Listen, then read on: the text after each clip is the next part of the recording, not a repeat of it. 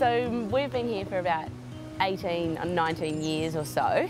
Every year there's a different room to be done or some renovation to do and stuff like that, and I think that's what's made it really homely. I just love coming back here, and you know, nothing beats sleeping in your own bed or having a dinner that your mum cooked you. So it's just home for me really, and it's just a cool place where I can come whenever I need to and hang out.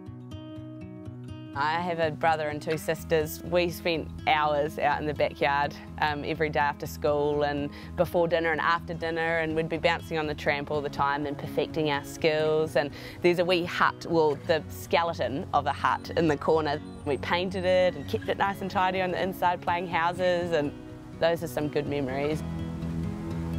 Dad was home, the ball would be pumped up before it was away. My family's just really into their sports, and my memories of the weekends when I was younger was Mum would work the weekends because she's a nurse, and so she'd work a lot of days on the weekends, and so we'd be at home with Dad and we weren't allowed to touch the remote. Like, he'd have the cricket on or the golf on or the rugby on, and even if he wasn't in the room, that channel was not getting changed. So yeah, we watched a lot of sport when we were young, and I think that's where my love of all types of sport has come from.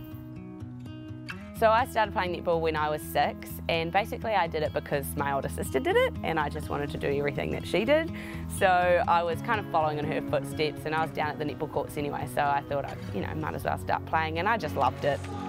I've supported the Magic since I was a little girl, and I was a ball girl for a lot of their games when I was like 13, 14, and you know, standing right on the edge of the court so I could see all the action, and I just loved it. So when I got a phone call from Julie Fitzgerald, it was like a no-brainer. That was what I'd wanted to do. And having played for them for the last 5, 6 years and seen the changes that have happened, and you know, the comings and goings of different people, and I just think the culture that's there and that's been embedded in there for so many years since it started. I mean, we're celebrating the 20 years of Magic this year.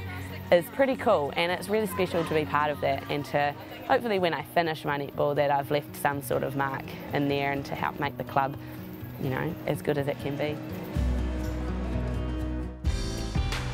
So I finished my undergraduate degree at the University of Waikato in December last year. I fully graduated, which was a really cool moment.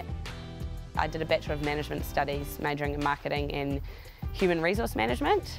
It was a good distraction, like it kept me busy, and it was, even if the sport wasn't going so well, I could focus on the studies, and vice versa. You know, there was always a different world to escape into.